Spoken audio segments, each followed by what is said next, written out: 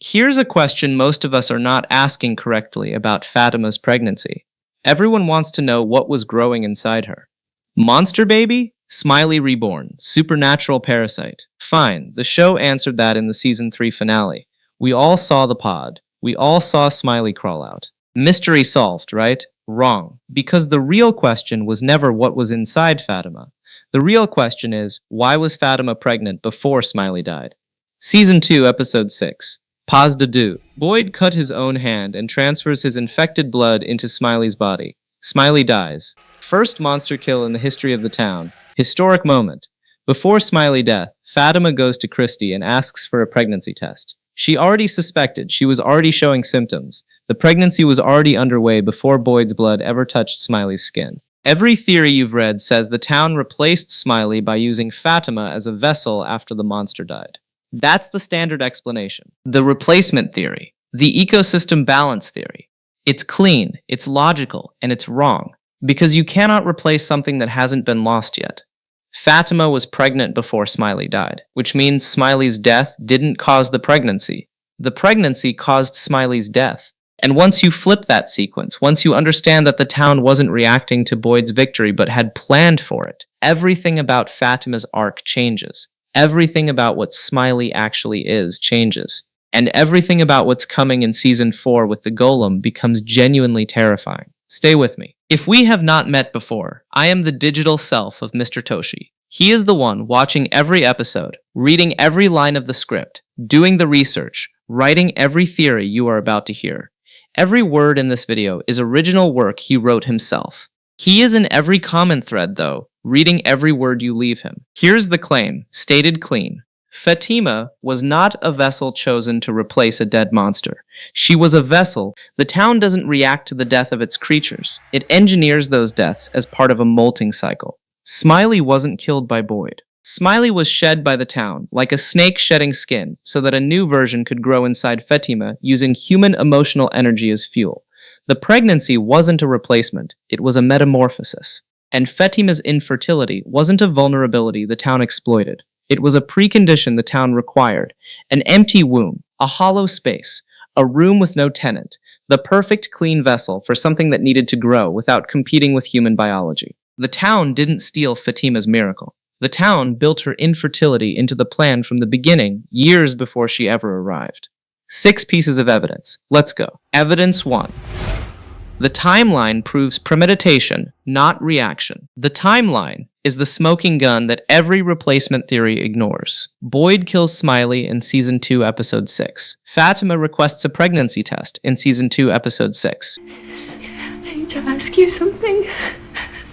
And I need you to promise me that you won't tell anyone. Do you have any pregnancy tests?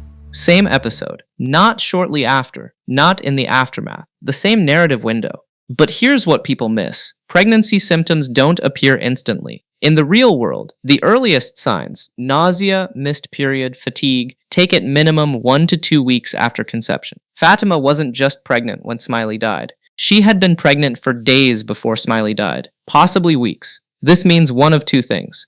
Either time in Fromville works differently, which it does, but the show has never suggested that pregnancies accelerate in the early stages, or Fatima conceived well before Boyd ever confronted Smiley. The conception came first, the monster's death came second. That's not a replacement. That's a scheduled transition. The town didn't scramble to fill a gap. The town had already prepared the next vessel, already planted the seed, already begun the incubation process. Boyd didn't surprise the system by killing a monster. Boyd performed exactly the role the system needed him to perform, at exactly the time the system needed it performed. Think about what that means for Boyd.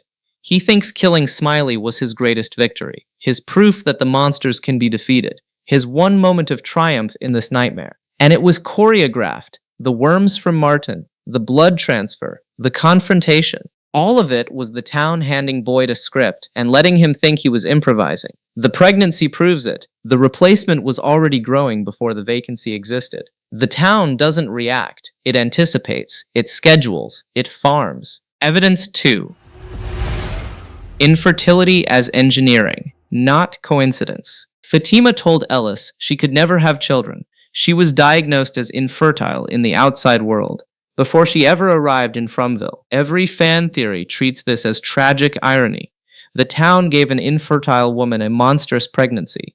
How cruel, how poetic. But what if the infertility wasn't a vulnerability? What if it was a job requirement?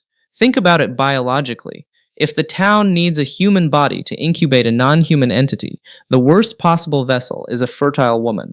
A fertile womb has its own agenda. It produces eggs on a cycle. It builds uterine lining monthly. It's biologically primed to support human life.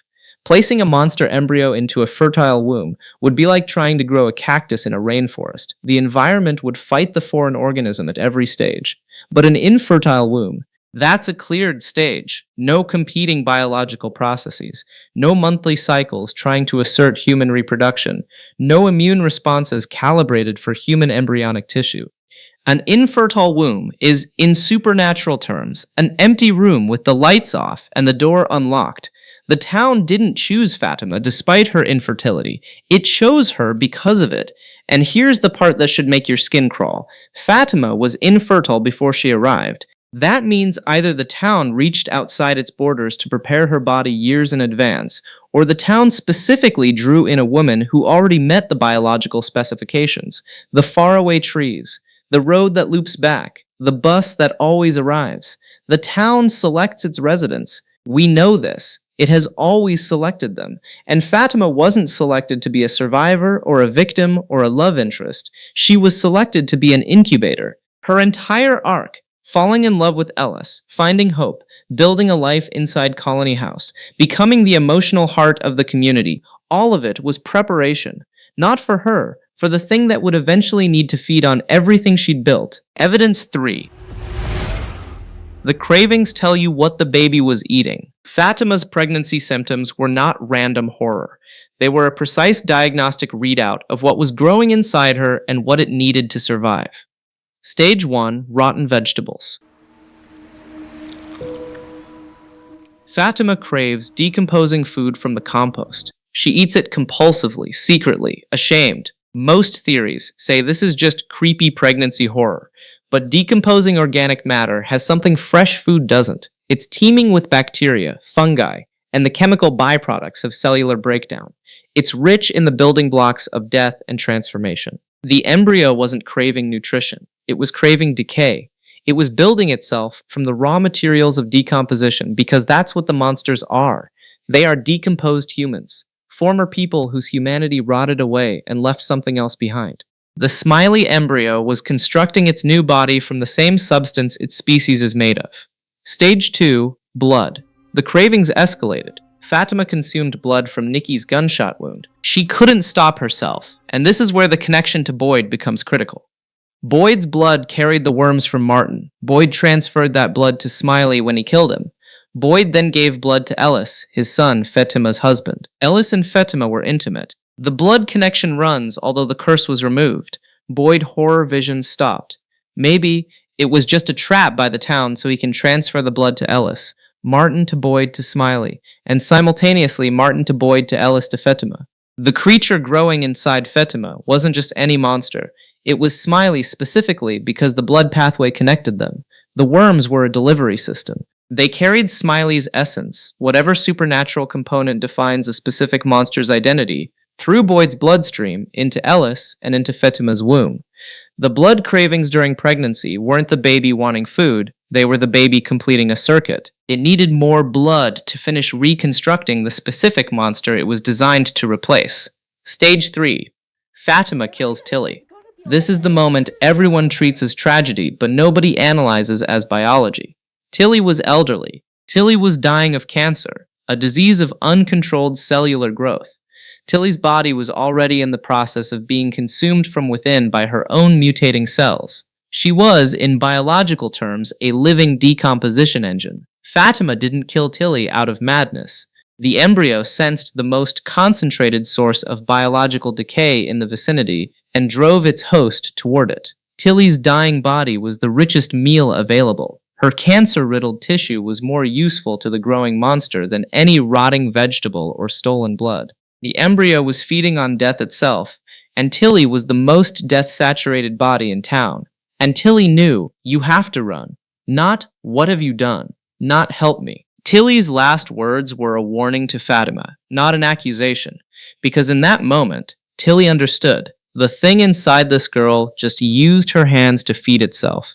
And if Fatima doesn't run, the next course will be someone else. Evidence 4.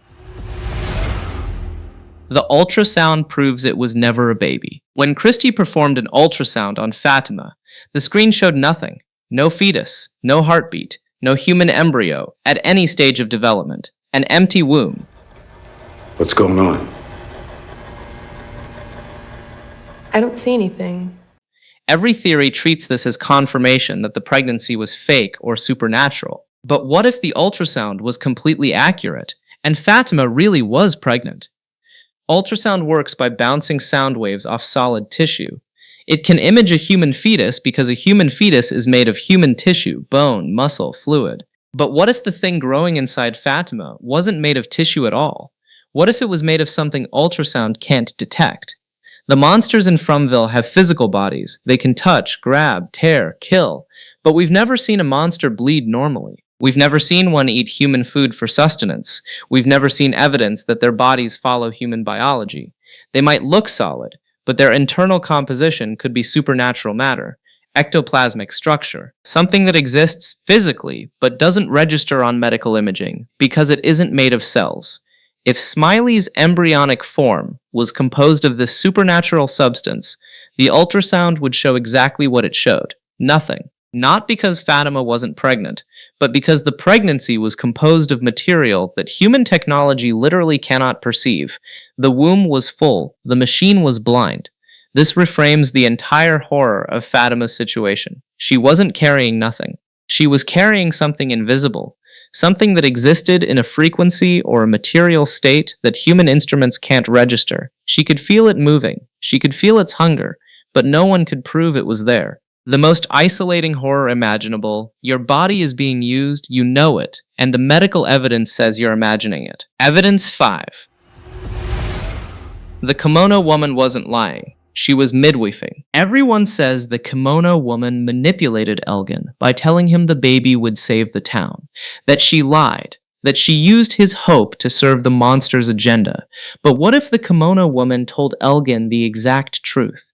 She said the baby would help everyone go home. And consider, the return of Smiley changed the town's equation, not in the way the residents wanted, but in the way the town's deeper system needed. The contract theory from our previous video establishes that the talismans are clauses in a binding agreement, and that the monster's immortality is a fundamental term of that contract. Boy, he broke the contract. A clause that guarantees immortality was voided by a mortal sheriff with infected blood. The Kimono Woman's mission, getting Smiley reborn, wasn't an act of evil. It was an act of contract maintenance. The system was breaking. A term was violated. If the violation stood, if the monsters could be permanently killed, the entire contractual framework collapses. The talismans stop working because the contract they're attached to is no longer valid. The boundaries of the town dissolve. The faraway trees malfunction. Everything breaks. Smiley's rebirth stabilized the system. It proved the immortality clause still holds. It restored the contract to enforceability. And a stable contract means the town functions, which means the rules function, which means the talismans keep working, which means the humans survive another night. The Kimono Woman told Elgin the truth. The baby saved the town, not the people, the system. She just didn't specify which definition of home she meant.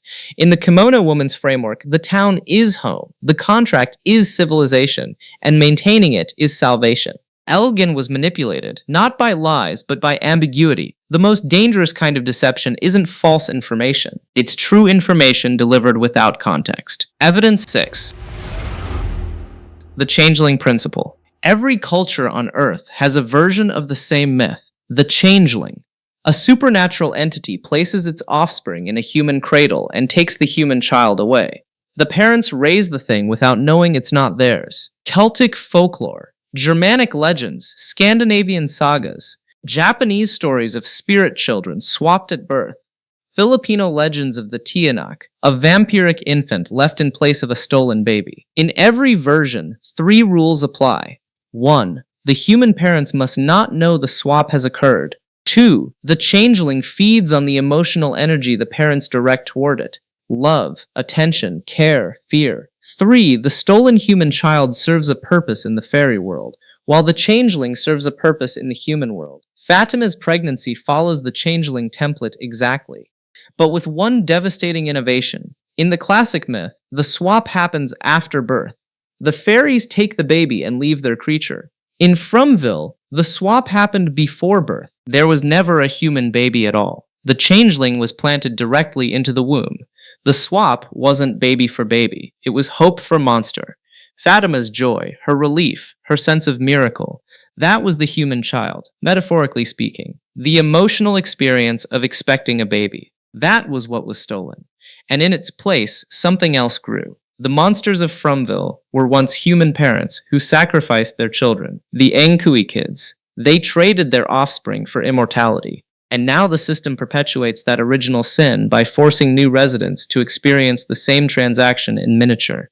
Fatima carried a child that was never a child. She nurtured something that consumed her from within. She loved a promise that was always a lie. She became, without knowing it, exactly what the original townspeople were, a parent who sacrificed her child, not to a stone altar, not in a ritual, but in her own body, day by day, craving by craving, as the thing inside her ate the hope she'd poured into it and grew into the monster it was always meant to become. The changeling didn't replace her baby. The changeling replaced her motherhood, and that's what Fromville takes from everyone in the end.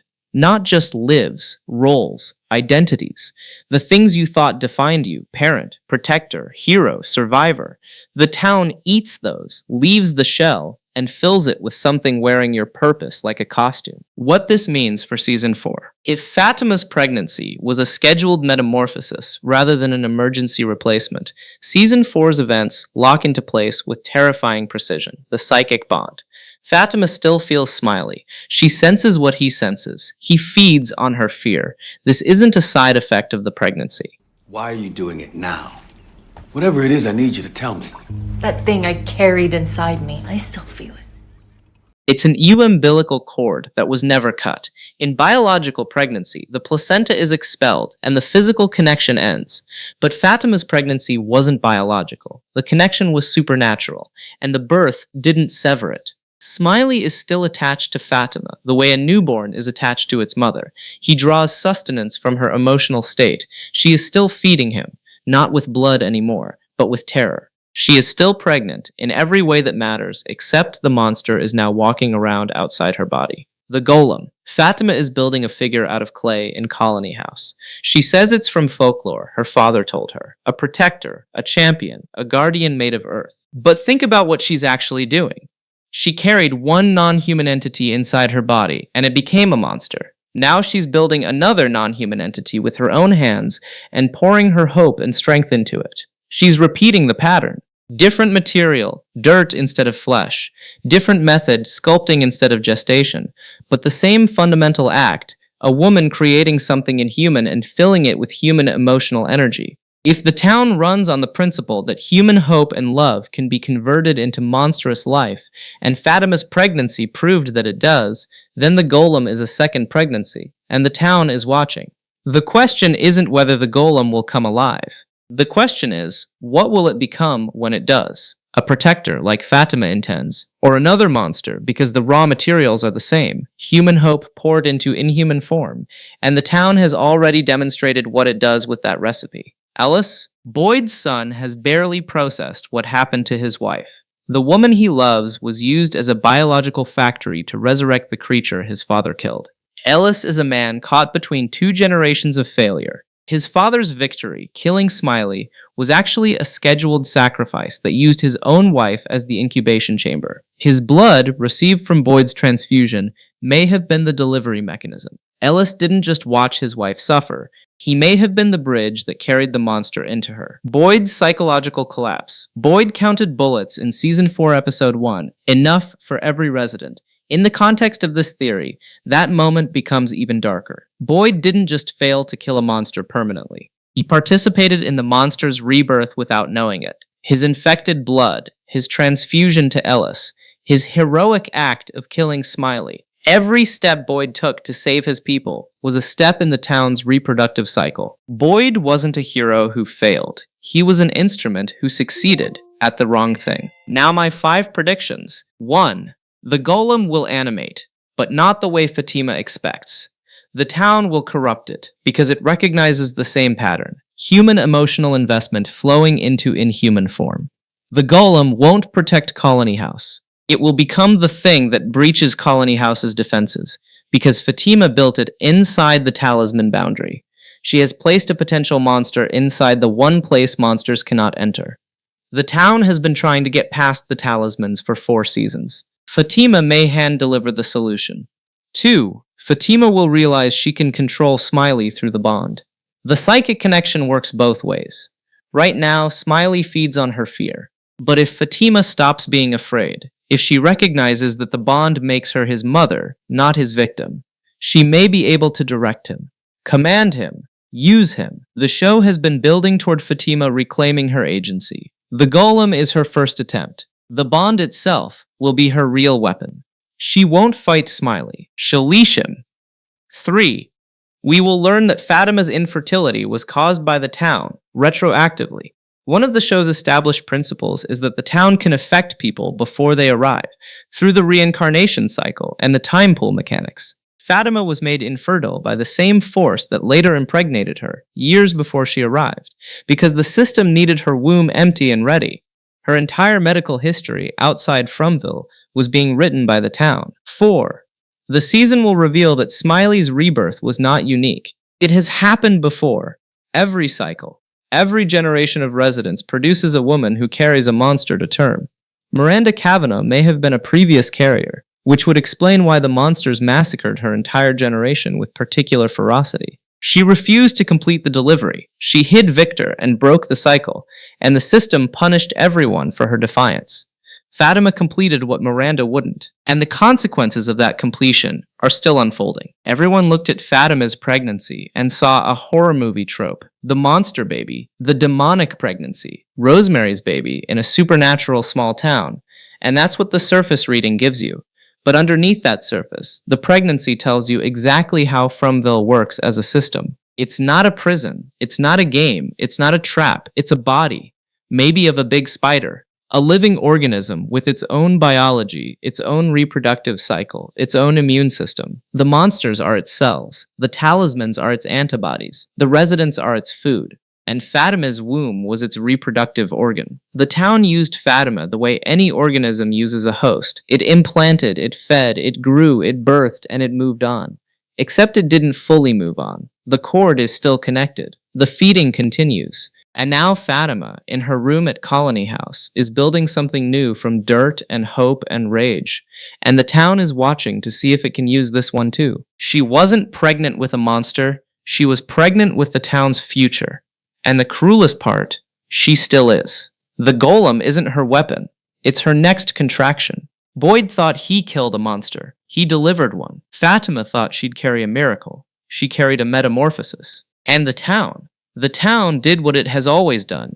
It took the thing you love most, hope, motherhood, victory, family, and it wore it like a skin until something new and terrible was ready to crawl out. Ankoué, remember what happened to the last parents who thought they could control what grew inside this place. Drop your reaction in the comments. Does the timeline hold up? Did you catch the pregnancy test happening in the same episode as Smiley's death? Because once you see that detail, you can't unsee it. And the show hasn't explained it yet. Subscribe. Next theory drops the moment the next episode airs. Until then, stop calling it a pregnancy